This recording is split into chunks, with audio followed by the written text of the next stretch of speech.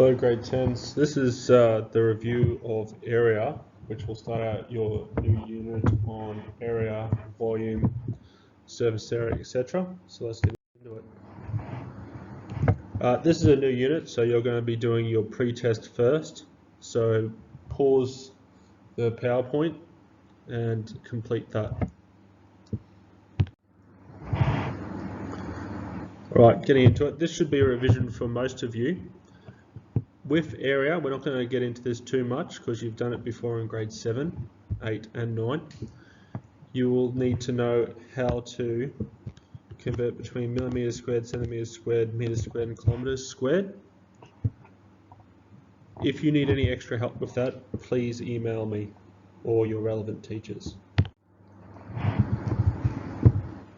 What you need to do here, because you'll be using these a lot when it comes to surface area and volume as well, because they all add on each other.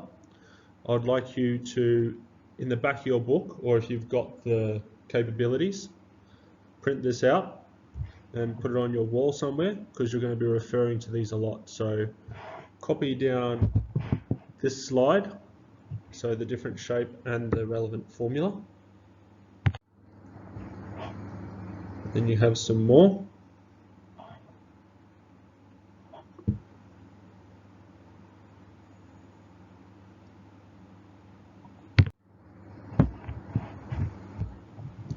And lastly, the kite and the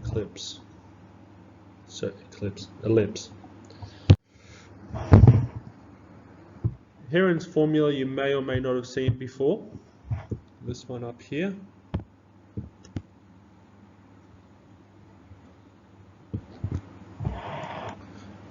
You'll use that in a triangle that does not have a right angle in it. So you'll see this triangle here, they've labelled it A, B, C. The first thing you need to do is get the semi-perimeter, which is just the perimeter, add up A, B, C, divide by 2, and that will be your S. We'll go for an example of this in a minute.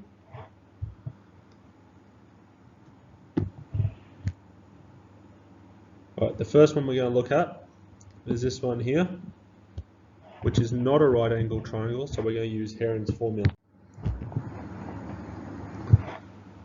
So remembering our first step, with anything like this, write down your formula. So you've already decided it's not a right angle triangle, but it is a triangle, so we're going to use Herons Formula. We're going to designate our A, our B, and our C. So we've got 3, 5 and 6. Write down your formula for your semi-perimeter, your S. So add all those up.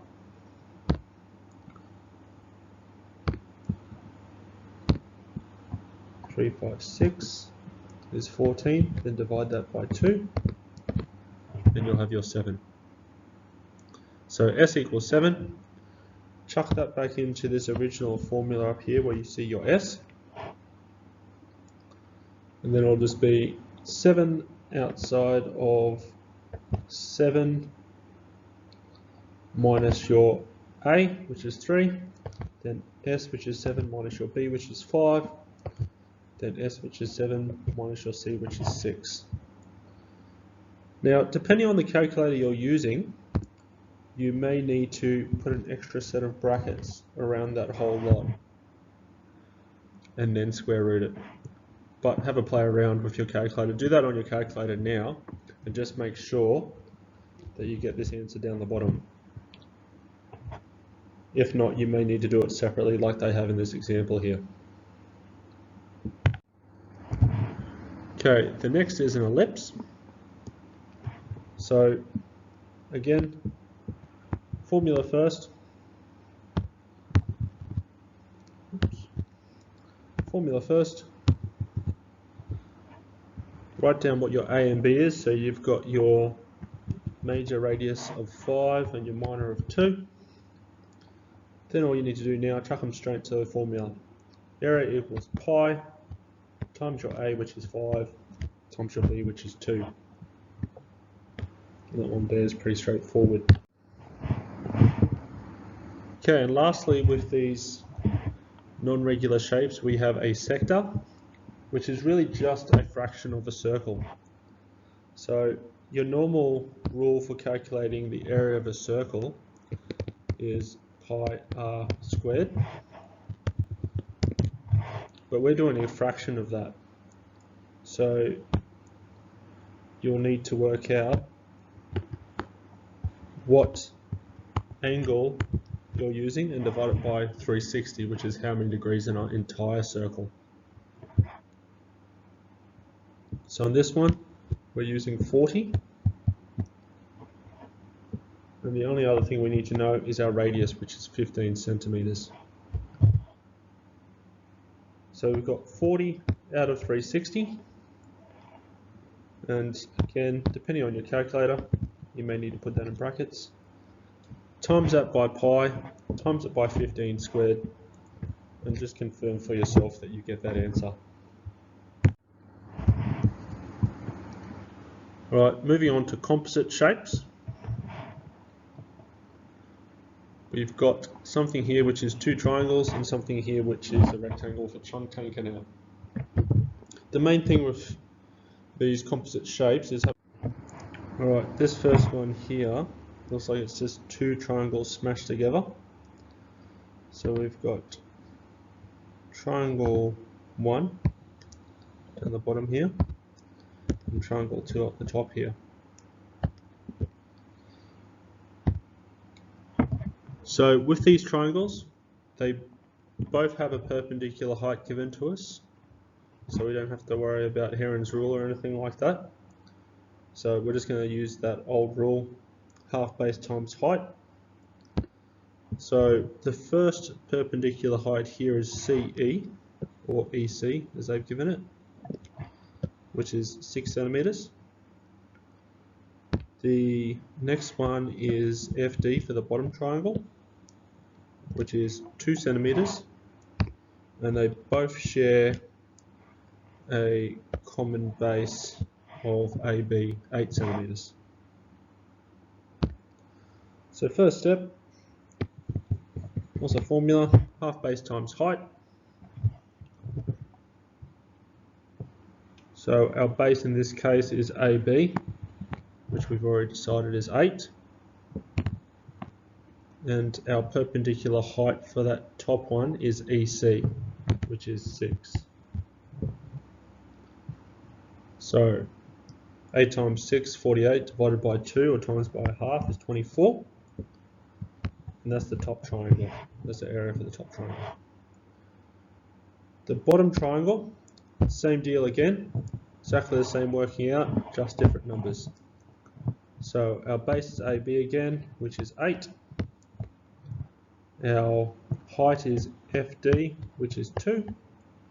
8 times 2 is 16, times by half will give you your 8. And then we're not quite done yet. We need to get our two triangles, 24 plus our 8, to give 30 centimeters squared. Alright, this is the second type of example that I was talking about, because we pretty much just have a rectangular oblong here, and we have a chunk taken out of it in the middle, which is just another oblong chunk taken out. So the easiest way to do this, calculate your entire area of that oblong, and then take out the small oblong in the middle. So the first step is calculating the width and the length of our oblong. The width is easy, it's given to us as 10. The length is only slightly a bit harder. We've got 9 centimeters up here. We've got another 2 here, another 9 here to make that whole side. So that's 2 9s, which is 18, plus a 2, which gives us our 20. Then we can just say 20 by 10, which is length times width, formula for a rectangle, 200 centimeters squared. Next step is to calculate the little rectangle and take it away. So that's this area in here. This time the length and width are given to us. We've got a width of 2 and a length of 5. So 5 by 2 is 10. Then go back to your original and go an area of 200 for the big rectangle, minus off your little rectangle of 10, and that will give you a final answer of 190.